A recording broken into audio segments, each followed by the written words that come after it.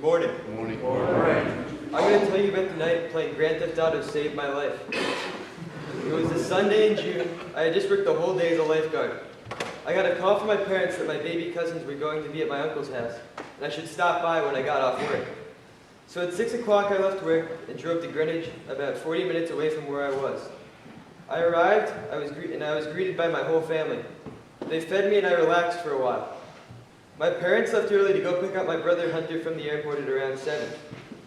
I was talked into staying for another 2 hours, playing with my newest cousin before I decided I had to leave.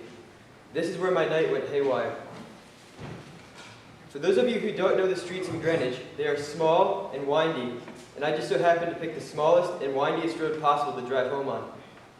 I was doing fine when the unexpected happened.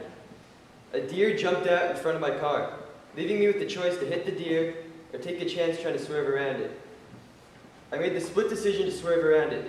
This ended up being a terrible choice.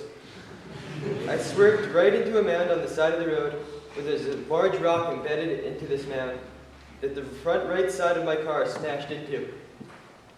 The car was sent airborne, and there's a point when time seemed to freeze. I looked out the driver's side window and was looking almost straight down at the pavement.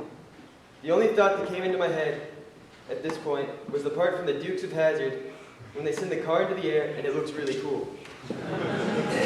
Unfortunately, me going airborne didn't have the same awesome result. The car came down on the left side tires. This is where Grand Theft Auto saved my life. There's a point in the game when the car is about to flip and you have to move the control stick around to prevent the car from flipping. Remembering this, I jerked the wheel around and got the car to even out, getting the right side of the car to come down hard. I slammed on the brakes, turned off the car, jumped out of the car, and was quickly over the guardrail waiting for the car to explode. It never did. The first thing I thought was how my parents were going to kill me.